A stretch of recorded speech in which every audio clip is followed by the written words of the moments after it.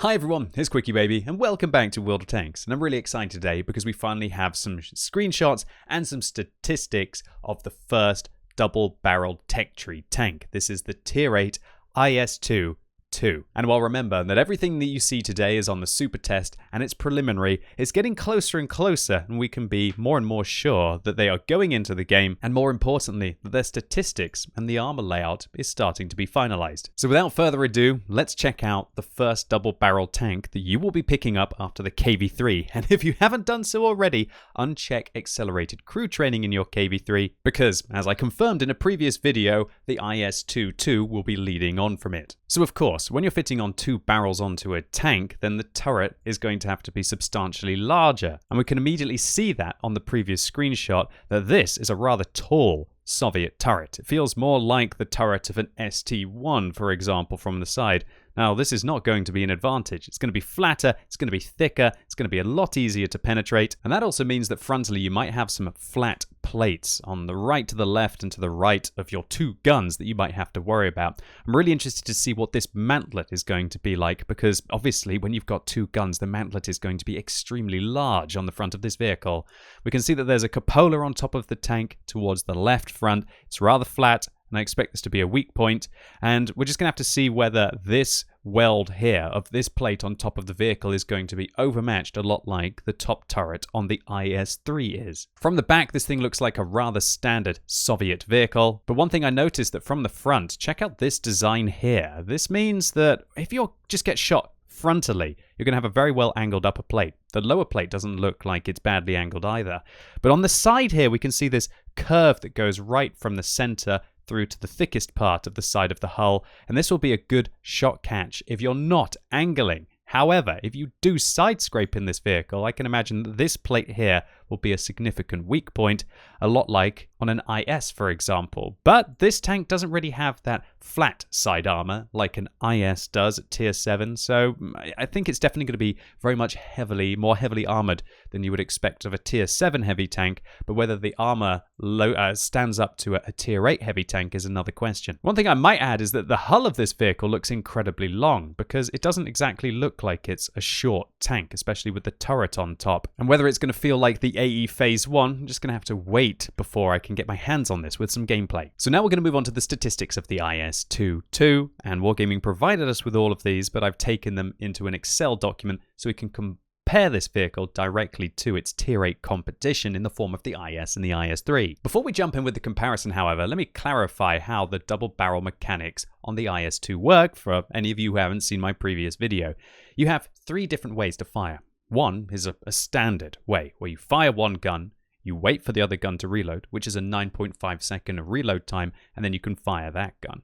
Alternatively, you can play the tank as if it's a standard auto-loader, or an auto-reloader is probably a better comparison, where you can fire one gun and then you have to wait 5 seconds to be able to fire the other gun, as if you're just a standard Italian auto-reloading tank. The third option is to fire both guns at the same time. Now, to be able to do this, you hold down, I guess, your left mouse button and you charge up a shot for a single shot with both barrels of the tank, and the delay for the IS-2-II is going to be 2.5 seconds. So you want to be doing this as if a tank is coming around the corner so you can unload both barrels at that split moment that they do, or alternatively, if a tank is trying to dash between covers and you can land 2 shots on them when you could have only landed one without the double barrel capacity. So with that in mind, let's take a look at the comparison of the IS-2-II with the IS-3 and also with the IS-3A. So immediately, some of you will be concerned by the fact that the IS-2-II has a 100mm main armament at Tier 8. That doesn't seem like a very heavy Soviet gun, right? The alpha damage is 300, and while that's not as bad as something like a Patriot, it's definitely on the low side, being less than the T-32, for example, and pales in comparison to the IS-3 and the IS-3A with its 390 alpha damage. The high explosive rounds on this vehicle as well have 360 alpha damage. It's definitely not incredible when we think that the IS-3 and the IS-3A can deal 530 and they've got substantially more penetration. with the IS-2-II having 50mm while the IS-3 has 68 and the IS-3A has 61.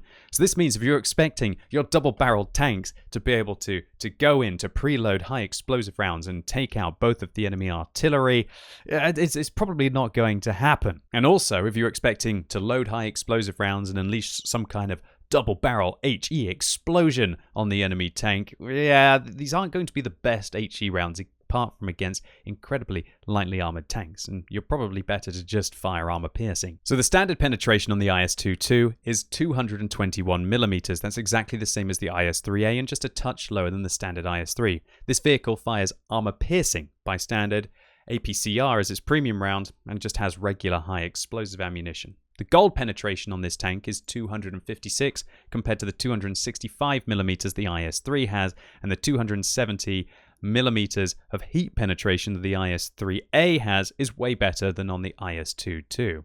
So let's move on now to the rate of fire that this vehicle has. It's 6.3. That's definitely not bad for a 100mm gun, but again, not incredible. The damage per minute of this tank is just under 1,900 if, of course, you're firing it in single shot mode and you're not interrupting the reload by firing this tank as if it's an auto reloader. And also keep in mind that if you want to fire both barrels of this tank at the same time, then you're actually going to be locked out from reloading for 4 seconds. So what this means is that to actually fire a double barrel shot in this tank, not only do you have to have the gun fully reloaded, which is going to take 9.5 seconds per barrel, you're then going to have to hold down your mouse button for a subsequent 2.5 seconds, and then after you've unloaded both barrels, and there's no guarantee that they're both going to penetrate, they're only going to have to spend 4 seconds with your tank actually locked out from reloading before you can spend another 9.5 seconds reloading the first gun, another 9.5 seconds reloading the second gun. So this can be very significant indeed in frenetic combat where you just don't have a chance to be able to get both guns loaded. And to be right in the middle of damage per minute of the IS-3 at 1,759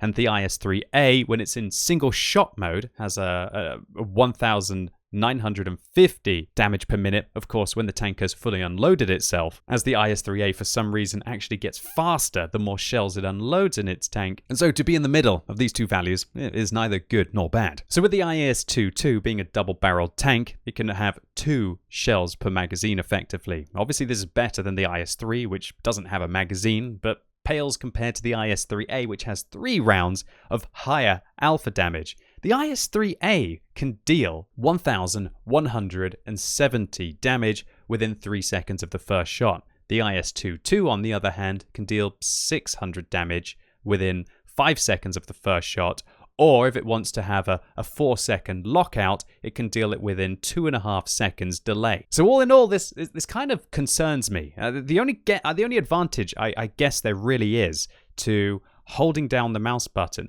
is that one thing that nobody's asked so far is that do the guns continue to get more accurate while you're preparing a shot? Or does it lock the aim time? And does it lock the dispersion value? If you turn the gun while you're aiming at the enemy tank, does that mean that it disperses the reticle? I should presume that the aim time of the gun continues to get better while you're charging up the double shot. And that is an advantage within itself.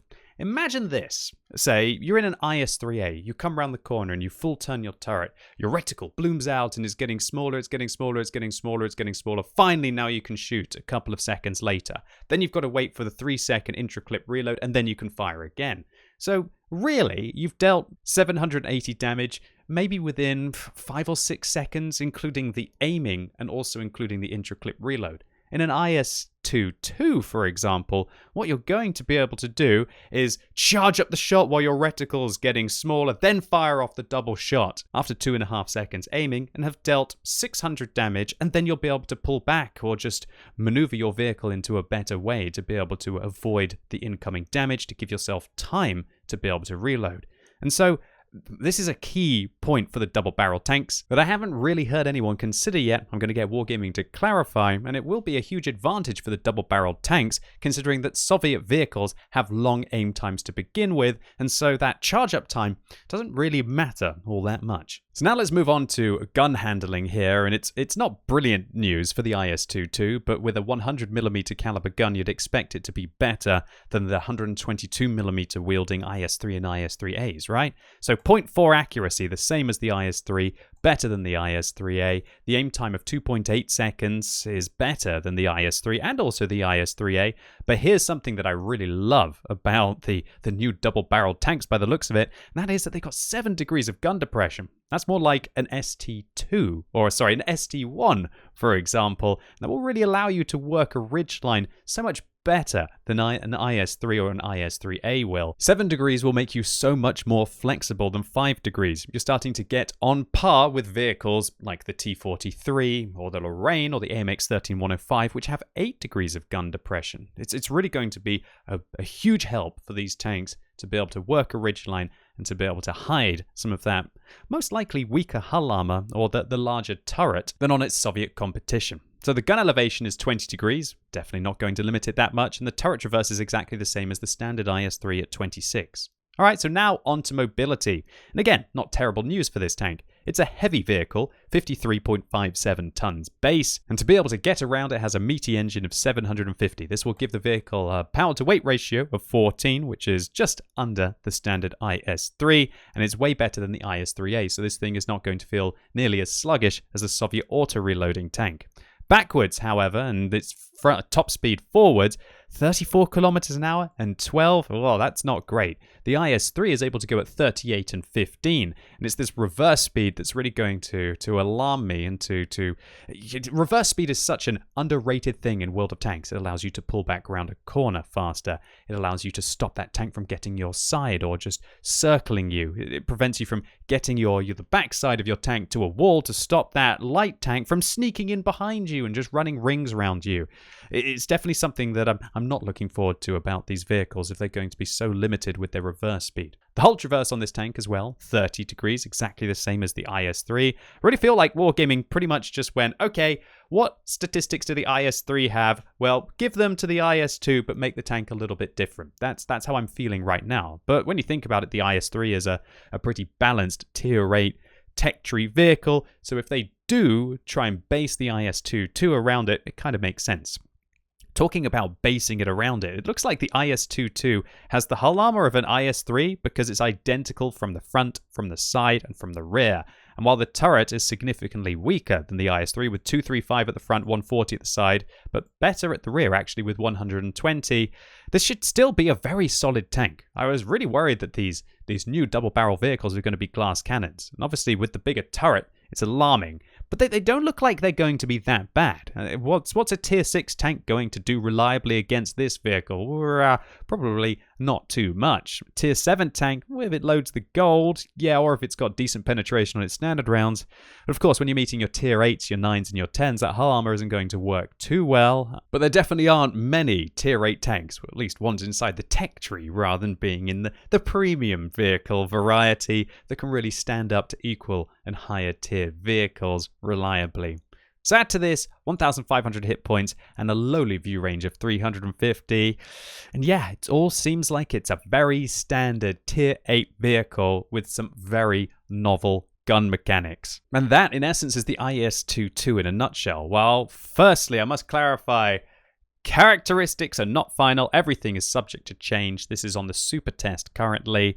This is, I guess, the second iteration of the statistics of the IS-2-II, and so we get a better idea for what Wargaming have planned for them. So without just nitpicking all of the individual statistics, what do I think overall that we have to look forward to with the double-barrel vehicles? Well, I think they're going to have weaker turrets. I believe their hull armor will be stronger when you're using the better gun depression that the vehicles have, but weaker when you're just caught completely out in the open against other vehicles. Looks like Wargaming are possibly planning to make them a little bit slower than their counterparts, although whether that remains to be seen at tier 9 and 10, we're just going to have to check out.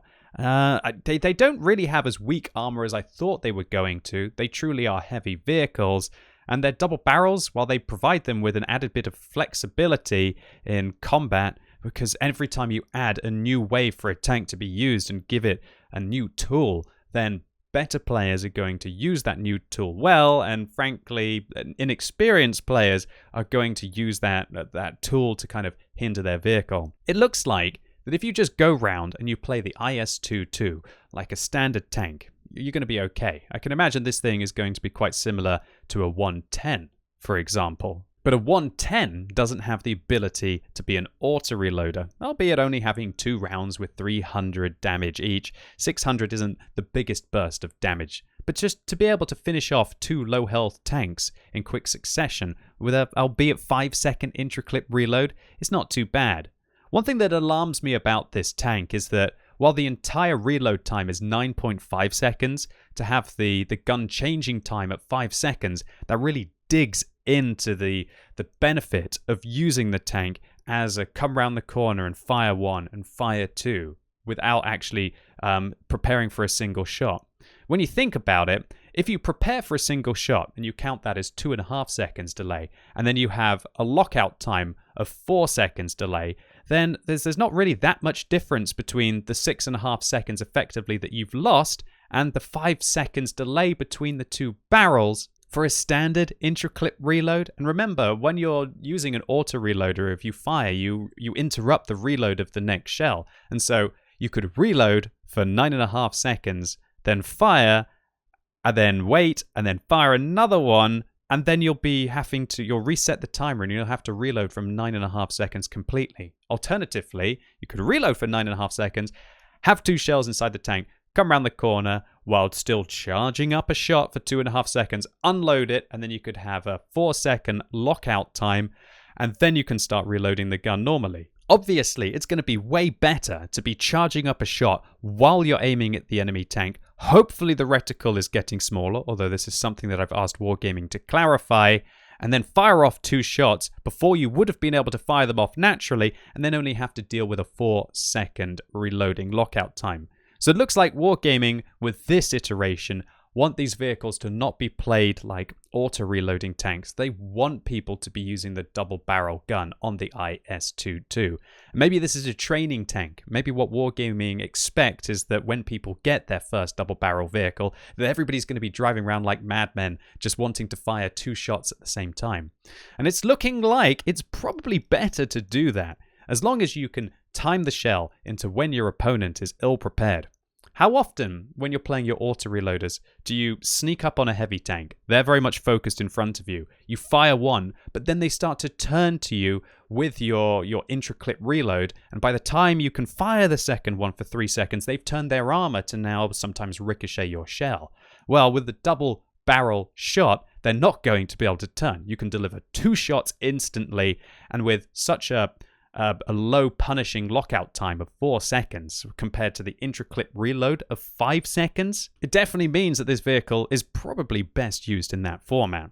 Of course, it's still better, all in all, to just fire the tank normally. Reload for 9.5 seconds, fire. 9.5 seconds, fire. 9.5 seconds, fire, as you're going to be maximizing your DPM. But of course, as a lot of us know, and I'm guilty of this many times inside my World of Tanks games, just the actual statistics that you have, the DPM that you will be able to achieve by playing like that is not effective damage per minute. Sometimes delivering a double shot to an adversary will put them on the back foot, and suddenly they're going to play defensive. Maybe that can help your allies, or maybe you can make them panic and force them to make a mistake against one of your allies, or alternatively against you. Maybe you'll dissuade them and you'll force them to retreat, and maybe they won't realize that, wow, now this IS-2-II has got a rather extended reload time, and that's really where they should push the engagement. So all in all, double-barreled tanks and the IS-2-II.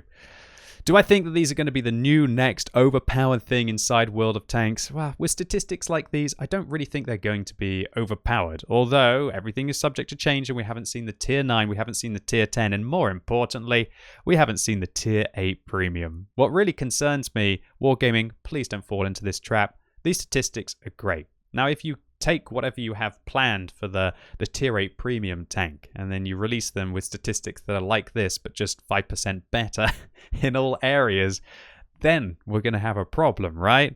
Everybody doesn't want to return to premium tanks being constantly pay to win like they were for that couple of years ago. Please continue with the balanced premium tanks that have been going into the game recently, and people might respect them a little bit more.